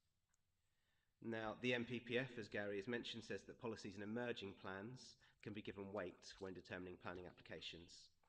And so that means that the further through the process the updated local plan is, the more weight that we can give when we're determining planning applications. And so, although it's no longer realistic to have adopted our new local plan by the 5th anniversary of the existing one, the new programme aims to publish the submission version of the plan by that 5-year anniversary, which will allow weight to be given to those emerging policies. And so the first step that we need to take now is the issues and options consultation. And in light of the significant changes that have taken place since May, the issues and options document needs to be updated. The key thing here is that only necessary changes have been made to the document, so the majority of the text is the same as in May when the committee agreed to publish it for consultation. But changes that need to be made to reflect the revised timetable and the government's new mandatory housing targets are set out from page 36 of your agenda. Starting with the introduction to the document, there's just been 3 changes to reflect the updated programme for reviewing the local plan and ensuring that the expected dates are correct. In the guiding principles section that the committee agreed to in December 2023, they're all in the issues and options document, and the majority of those are still relevant and applicable. All the principles are listed in a table in the report, and then the suggested changes are shown in bold. The first change is to the principle around the process of reviewing the local plan to reflect the fact that the Council intends to submit the plan for examination in early 2026 rather than by July 25. The principle around the vision and objectives has been changed slightly because a more substantial addition to the vision might be needed, which I'll talk about in a moment. And likewise, the principle around the settlement hierarchy has been updated because more substantive changes to the existing settlement hierarchy will be needed in the new spatial strategy, including 1 or more new garden villages. All of the other principles remain the same, and officers intend to continue to use them to guide the work of preparing the next stage of the local plan review. So turning to the vision and objectives, the vision for the local plan had been brought across to the issues and options document broadly unchanged from the adopted version, except for some updates and improvements that were agreed by the committee early last year. However, if 1 or more new garden villages will become part of the preferred strategy, and it looks likely that they will need to be, then an additional piece of text may be needed to be added to the vision. And so officers have drafted that text. It's in bold at the top of page 40 for consideration by the committee, and we suggest that it's included within the consultation. The wording about garden villages is as follows. In order to meet the needs of a growing population, 1 or more new strategically located and comprehensively planned garden villages will be developed in accordance with detailed master planning and site-specific planning policies. Our garden villages will provide necessary infrastructure and services, enabling residents to meet their day-to-day needs locally, reducing reliance on car travel. Designed to the highest standards, these villages will embody best practices in urban design and placemaking, setting a benchmark for future developments in tendering. These exemplar communities will not only provide high-quality housing, but also foster a sense of community and well-being, with green spaces, recreational facilities, and community infrastructure. By integrating innovative and sustainable design, our garden villages will create thriving, resilient communities that enhance the quality of life for all residents. So it's an aspirational vision for those communities, trying to capture a lot of the essence of what we're trying to do at the garden community at the Tendring Colchester border, but that is suggested text that members are welcome to debate and to suggest amendments to. Moving on to the Sustainable Places chapter, it's the one that sets out the settlement hierarchy that we mentioned earlier, and also the 4 spatial strategy options that Gary set out at the start of the presentation. In addition to replacing the 6 old spatial options, a small number of other changes are needed to the text in this chapter, and that's set out on page 40 of your agenda. The number of new homes needed in the extended plan period has been updated in 2 places within the chapter, and the 4th question of the consultation has been changed to ask whether the Tendring Colchester Borders garden community should be a key focus rather than the main focus for future growth in light of the new strategies we're looking at. And then the date referring to future consultations in 2024 has now been updated to 2025. And the final changes are in the housing supply chapter. There's just 2 changes here. The first is to reiterate the government's new housing target and the number of new homes that will likely be required in tendering over the plan period. And the second is to delete the requirement around different types of affordable housing. Because while the NPPF used to require that 10% of all new homes on major schemes should be made available for affordable home ownership, and a further 25% of affordable housing should be first homes, the new version of the NPPF that was published at the end of last year removes that requirement, and instead allows local authorities to set their own affordable housing requirements in accordance with local need. So moving on to consultation arrangements, in May last year, the committee agreed to hold a 6-week consultation with the materials published through the Council's interactive consultation portal. This will still be the best way for people to read the document and submit their comments, but hard copies will be available at the Town Hall and at libraries across the district. The Council's communications team will help us to publicise the consultation through social media, the Council's website and press releases, and we'll write to or email everyone who's registered to receive updates about the local plan and contact all the statutory consultees and key stakeholders. And following suggestions by members of the committee last year, we'll produce posters that can be sent out electronically or on paper and distributed by parish and town councils or by members if they wish to. And this approach was trialled with the recent conservation area consultation that's currently taking place, and it's been well received by the parish councils. Recent experience has taught us that public exhibitions are less well attended than they used to be, particularly since the pandemic, but they're still an important way of engaging with certain groups of people, particularly those who are less active online. And so while there's no specific allocations proposed in the current document, officers suggest holding 4 consultation events, one in each of the 4 geographic corners of the district. So in the Manningtree area in the northwest, Harwich in the northeast, Frinton and Walton in the southeast, and Brightlingsea in the southwest. The intention being that wherever you are in the district, there should be an event that's reasonably accessible should you wish to attend one. But not attending an exhibition won't disadvantage anybody, and everyone who wishes to make a representation to the consultation will need to do so in writing, be that through the website or by email or by post. And then once the consultation is closed, the planning policy team will review and summarise each of the representations received and report them back to the committee before any decisions are made on what should be included in the preferred options version of the local plan. And so just before handing back to the chairman for the recommendation, which is on page 22, I'll just highlight a part of the recommendation is to delegate authority to the Director of Planning and Community in consultation with the chairman of the Planning Policy and Local Plan Committee and the portfolio holder responsible for housing and planning to make any corrections, be they factual, typographic or other errors that we discover in the document prior to its publication. Thank you, Chairman. Thank you, Paul, and once again, apologies for stepping in. I've got to say that the consultation will obviously be of interest to members, and you've highlighted there will be 4 events in each geographical section of the district, which is good news. I have to stress that Gary and his team has already started to engage with parishes, and without naming anyone, Gary, when he shared with them that potentially could be looking at large developments on their doorstep, by the end of the night, he actually received a round of applause, which I'm not sure how that was done, quite frankly, but they actually cheered him and they said, yes, well done, come back again and tell us more bad news when if you're passing by. But thank you, Paul, for a very clear explanation of the changes that your officers have made in the previous iteration to what we have now. So members, I'll open it for questions. Don't think there is any. Well, between you, you've done a fantastic job then.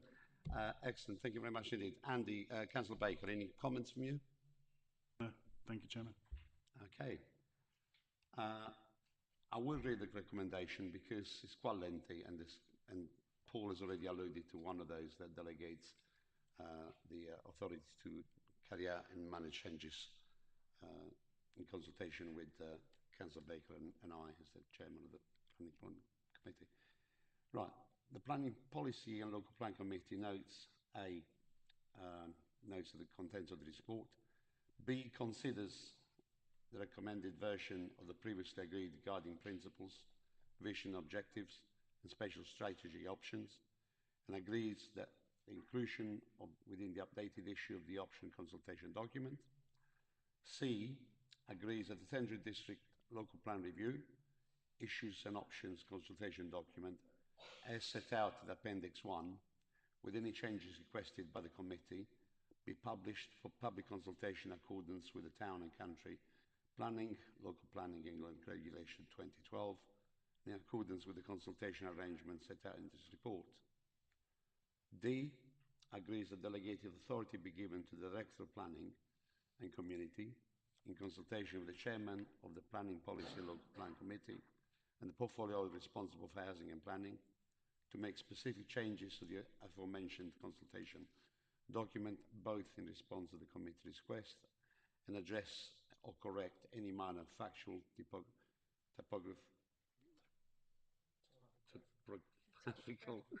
or any other errors that might be discovered prior to its publication for consultation. And E agrees that delegated authority be given to the Director of Planning and Community in consultation with the Chairman of the Planning and Policy Local Plan Committee and the portfolio holder responsible for housing and planning to agree any specific arrangement in respect of the consultation exercise, including dates, publicity and events. Would anybody like to move that? You got a seconder, Councillor Chapman. So it's been proposed by Councillor Scott, seconded by Councillor Chapman. All those in favour, please show. I think that's unanimous. Thank you very much indeed. Gary and Paul.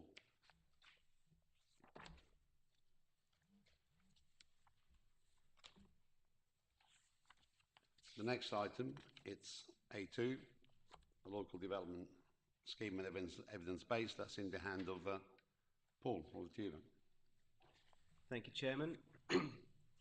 The Local Development Scheme, or the LDS, it's a statutory document that the Council has to publish, and it sets out a predicted timetable for producing the local plan and other planning policy documents. It's a rolling project plan which gives an overview of what documents the Council intends to prepare, what the timescales might be for consultations and adopting the documents, and also outlines the evidence-based documents that are likely to be required. The Local Development Scheme is updated regularly to reflect recent developments in the preparation of planning policy documents, and the last version was published in January last year. In light of the issues discussed in the previous report, it's necessary to update the document to reflect the most recent programme for reviewing the local plan.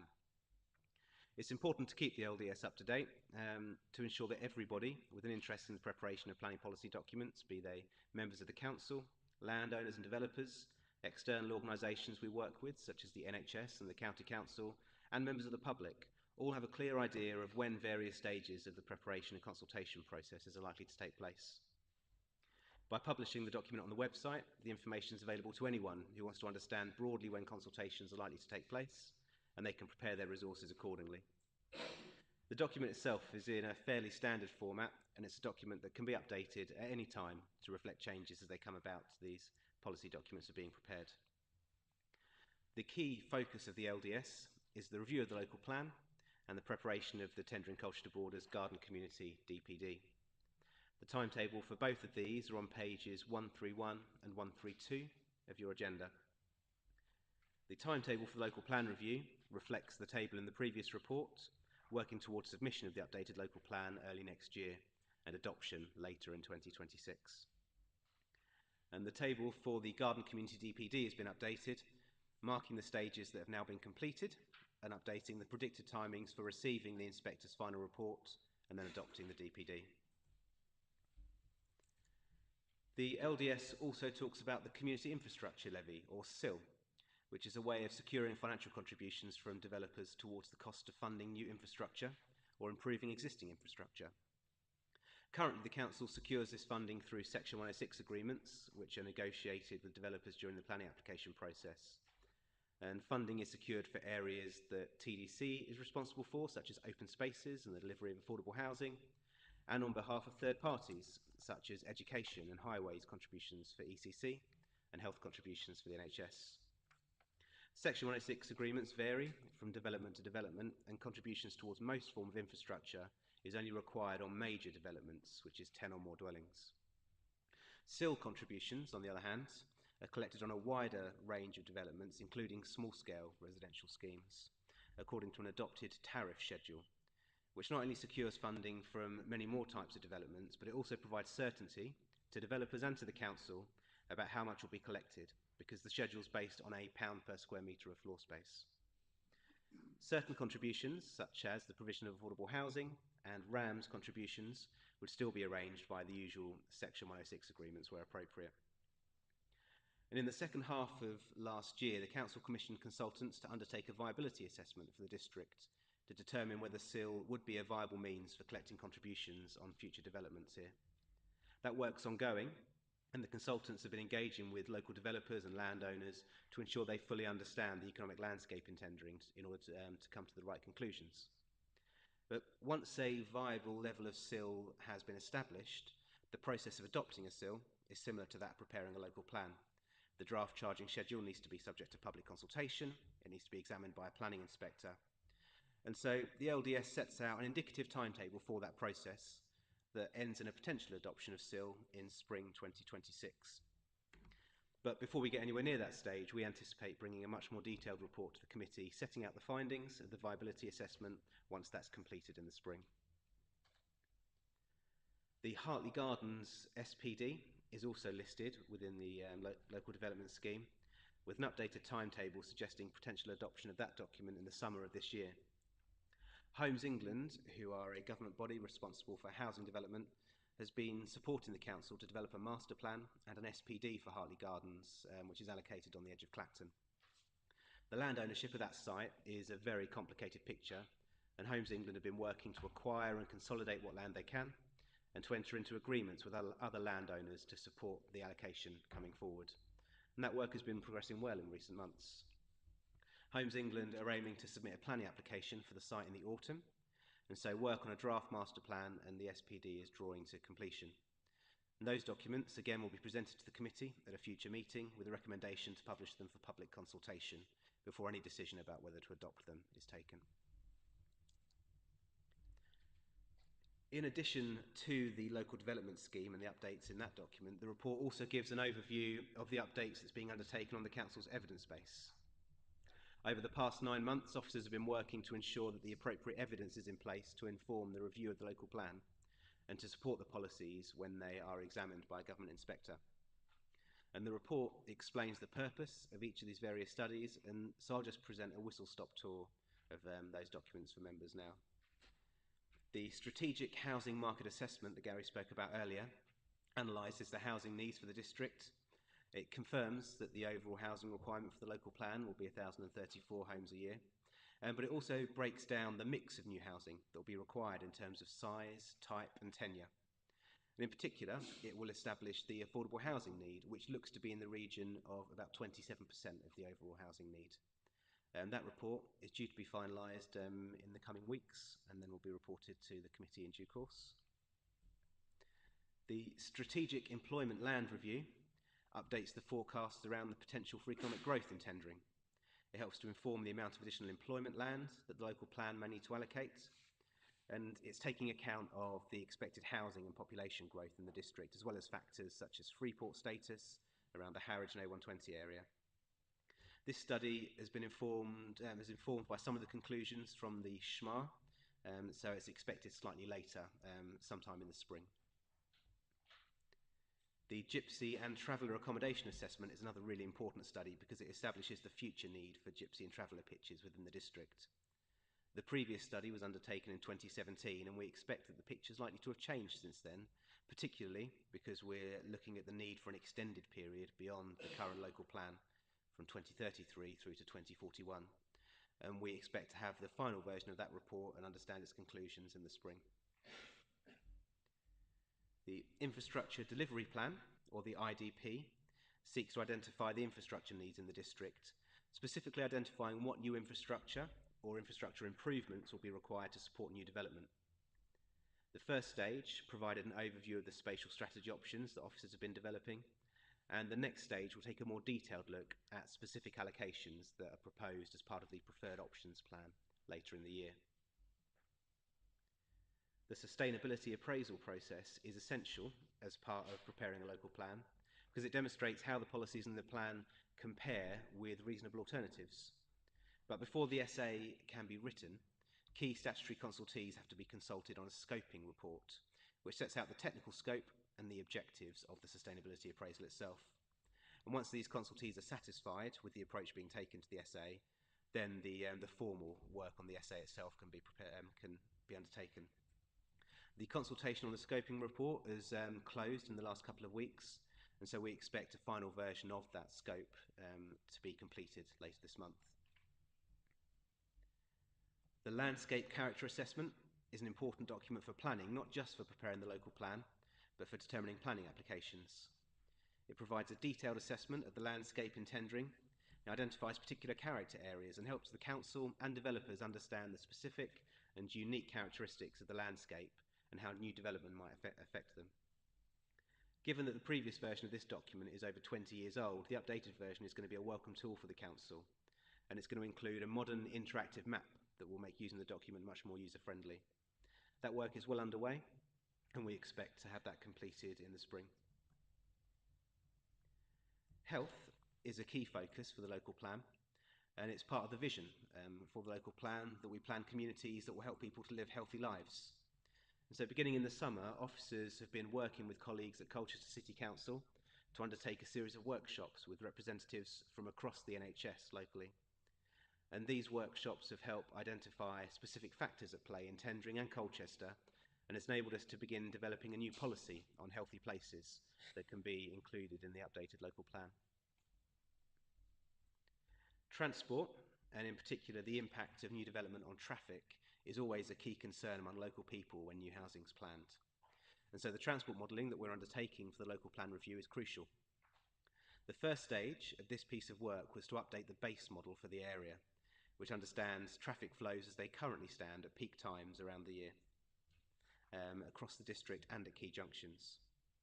This work was completed last year, and our consultants, who are commissioned through Essex Highways, paid particular attention to the areas of growth outlined in the strategy options that Gary's been speaking about.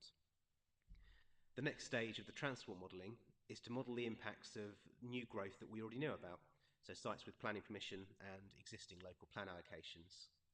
And then once that's done, new proposals that we're considering as part of this local plan review can be layered on top. In the first instance, the modelling looks at the impact of new housing with no additional investment or infrastructure upgrades, because that will help us understand the baseline effects of new homes in each location. But it's then able to model additional interventions, be they highways or junction upgrades, public transport improvements or active travel infrastructure, and that will help us understand what infrastructure and other kinds of requirements should be included in site-specific policies for these new developments. And what's been of particular interest to us as we're considering the possibility of planning one or more new garden villages is understanding what levels of growth might be optimal in each location. And to draw on the example that Gary gave earlier, 3,500 new homes might not be enough to trigger the need for a new secondary school. And so all of the teenagers from that development would need to leave and travel to secondary schools elsewhere in the district. Whereas 4,500 new homes might be enough to warrant a new secondary school, and so all of those trips to and from school can be internalised within the new garden village, reducing the impact on the wider highway network. That's just one example, and it demonstrates the approach that's being taken to our highway modelling, not just how much new road is needed for how many new homes, but what will be the most sustainable way to develop these places to reduce the impact on the highway network and enable shifts towards more sustainable ways of travelling. You may recall from September's meeting that the government were proposing changing the emphasis within the NPPF around transport planning. Despite the concerns that we raised, they have gone ahead and done that, and the NPPF now focus on a vision-led approach to transport planning rather than the traditional predict and provide model.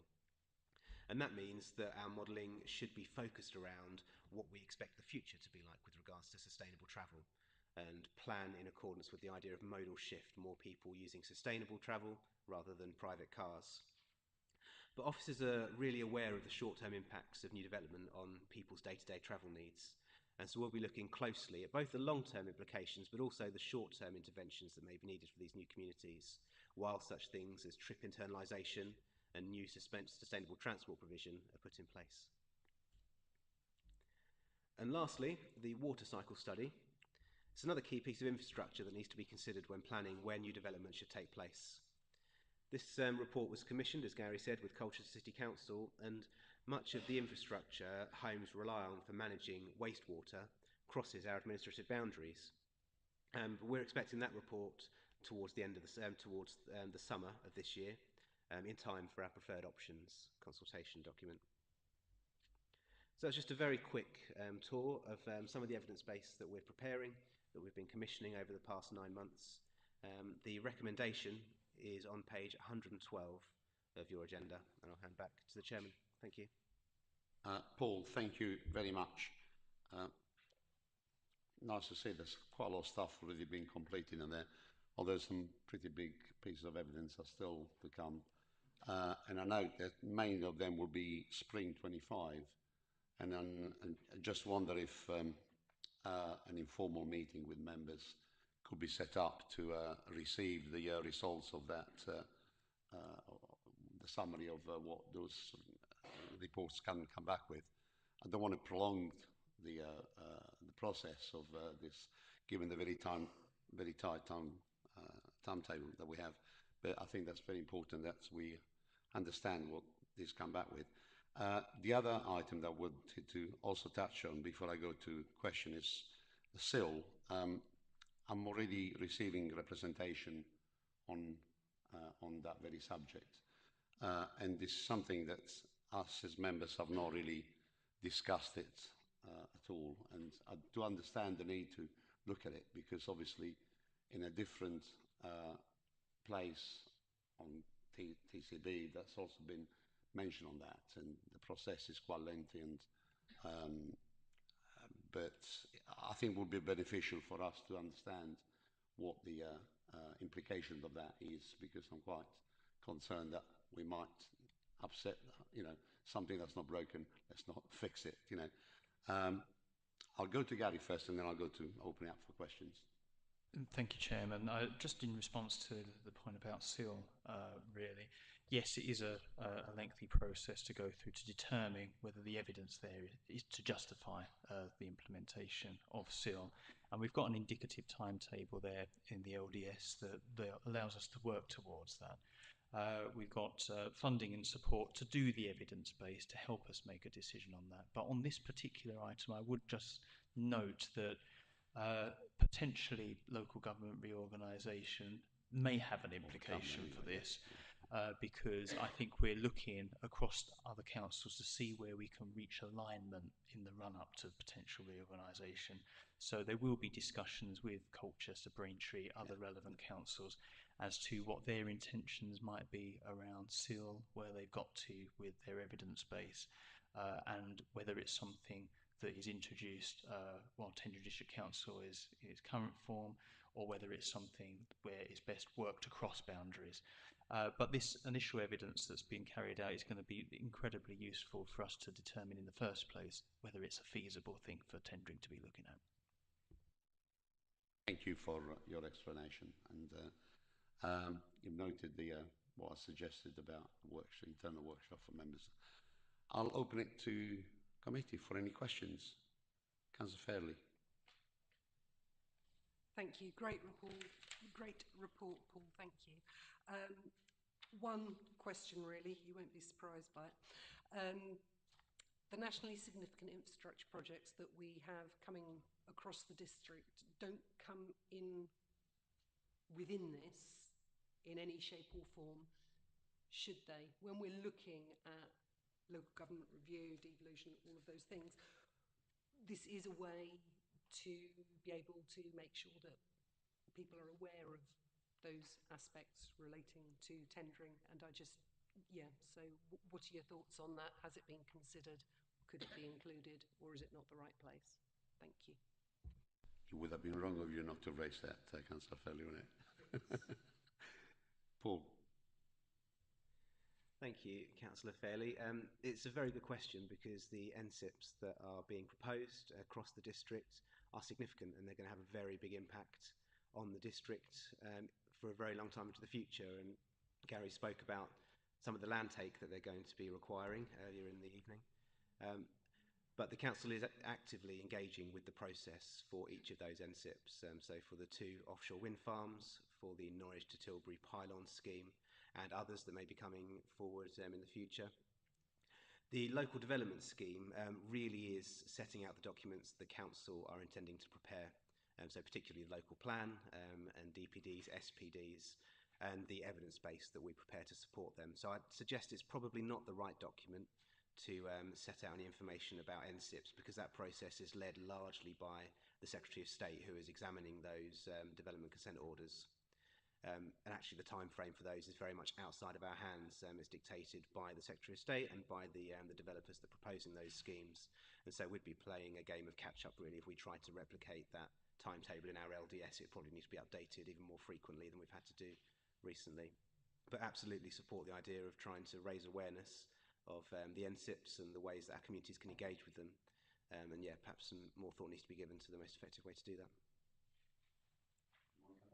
Just thank you very much, as long as it's being thought about, and yeah, that's all I want. Thank you.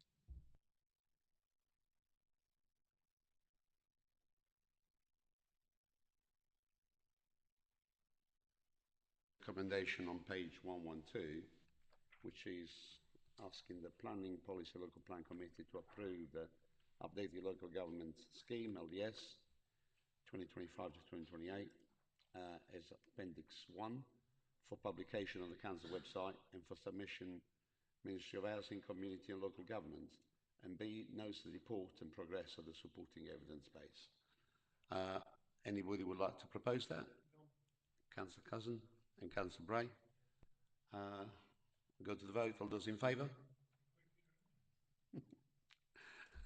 Did you want to speak, Councillor Stevenson?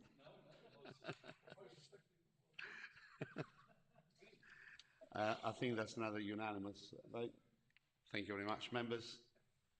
The next report is A3 on page 145, I think, which is the annual monitoring report. And I think that's in the hands of Paul as well. Yeah. Over to you, Paul. Thank you, Chairman. So, final report, Authority Monitoring Report, which is known as the AMR. It's the second AMR that we've completed since the adoption of the local plan in January 2022, and it covers the financial year. So it's the 1st of April 23 through to 31st of March 24. That's the period that's covered by this AMR.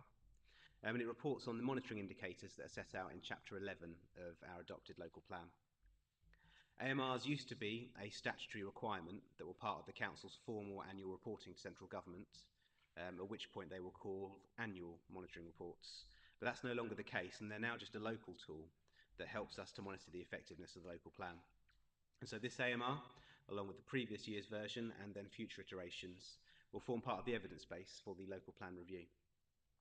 The document follows the same structure as last year's AMR, and the intention is that each year the document will be updated and improved as new data becomes available. And this year, for example, we've added more charts and graphs to represent the data more visually where appropriate to aid interpretation. And so just to have a run through, a whistle-stop tour again of the chapters within the AMR. And the first one is on the local development scheme, the LDS, that our members have just agreed to update. That's on page 154 of your agenda. And at the time the AMR was produced, we were looking at the LDS as it currently was, the one that was adopted last year. And so you can see already that it's out of date. But it gives an overview of the progress that has been made against each of the relevant documents in there. The next chapter is on housing, and that begins on page 156 of the agenda. And it sets out a high-level summary of the SHLA, the Strategic Housing Land Availability Assessment from the summer of last year that our members considered at a meeting of this committee. And it sets out the current 5-year land supply position. And as you saw in Gary's presentation, tendering has seen strong housing delivery over recent years, and our 5-year supply is currently in a healthy position of 6.26 years. The AMR then provides an update on the provision of self-build and custom houses. As part of the Levelling Up and Regeneration Act, the government introduced a different measure for determining whether or not the council is granting permission for sufficient number of self-build homes. And whereas the council previously could demonstrate that it was granting a sufficient number of suitable development permissions, under the new legislation, we currently have an under-provision of self-build homes. There are currently 159 people on the self-build register, those that have expressed an interest in building their own homes, and we've granted permission for 47 plots that were explicitly for self-build development. That's not to say that other development that was self-built hasn't been granted permission, but these are the ones that have explicitly been described in the planning application as self-built development. This is something that officers are going to be monitoring closely over the coming year, and we'll be considering how the local plan might be able to encourage more opportunities for self-built homes to come forward in the district, potentially as part of some of our larger allocations. The employment chapter, which begins on page 161 of your agenda, we look at the allocated employment sites in the local plan and set out their status, so how much land remains to be developed and whether planning permission has been granted yet. Of the 32 hectares allocated employment sites in the adopted local plan, around 28 hectares remains available for development, the majority of which has received planning permission and development has commenced on site. The next table looks at strategic allocations for mixed-use developments and the amount of employment space we expect to come forward in those locations. One important correction is for the Hartley Gardens allocation. The policy requirement for Hartley Gardens is up to 7 hectares of land for employment, so it's not accurate to suggest that all 7 hectares are expected to come forward in the future. And so officers would recommend adding a clarification to the AMR before it's published, just to include a range at the bottom of the table, covering 26 to 33 hectares as the total. The chapter also sets out the capacity existing employment sites, which is currently around 11 hectares. And much of this research that informed this chapter is feeding into the Employment Land Review document as part of the local plan evidence base. The retail section of the chapter gives an overview of the health of the district's town centres as at March 2024. In many of the towns, the rate of vacant units is comparable to the UK average, which is 14.19%, with some notable exceptions at Frinton and Brightlingsea, which are significantly below the average of vacant units. Dovercourt had the highest rate of vacancies at 16.81%, followed by Clacton at 15.18%. And these two towns are currently the focus of significant investment through government grants and other interventions that are being led by TDC. The infrastructure chapter, which is on page 168, it begins by setting out the open spaces equipment that's been delivered through planning contributions across the district. It identifies 2 sites that had details of ultra-fast broadband connections approved by the council. And then on the next page, the document sets out what funding has been secured towards healthcare through new planning applications.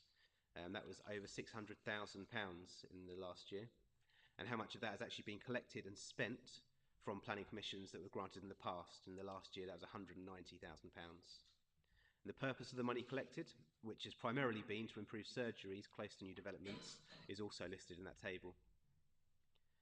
Similarly, planning permissions which required contributions towards education have been listed in this chapter, but because the collection and the assignment of those funds isn't handled by TDC, that's something that's handled at Essex, we didn't have such a full level of detail available as we did with healthcare. The sustainable travel chapter on page 174 gives an overview of strategic work that's underway, led by Essex County Council, that will impact the district, and also details the specific sustainable travel mitigations that have been required through new planning permissions within that year, covering things like cycle storage, electric vehicle charging, and the provision of travel plans. The heritage chapter, page 148, looks at the council's heritage strategy and gives an update on the 35 actions and 3 local projects that were set out in that strategy. Since the heritage strategy was adopted in 2020, 4 of the actions have been completed, 24 are ongoing, and 10 are yet to start. But of particular relevance to this committee is the work to review the conservation area appraisals. 13 of the new appraisals have now been adopted by Cabinet, and public consultations about the final 5 are currently underway. And in fact, there's an exhibition taking place tonight at Tendring Village Hall that some of the team are at, answering questions about that conservation area appraisal. The consultation about establishing a local list of non-designated heritage assets is also underway. It's a call for sites consultation that's running for 6 months and allows members of the public, parish and town councils, special interest groups, or any other stakeholder to suggest sites that should be included on the list and given special protection through the planning system. And that consultation, 6 months, it's running until June, I beg your pardon.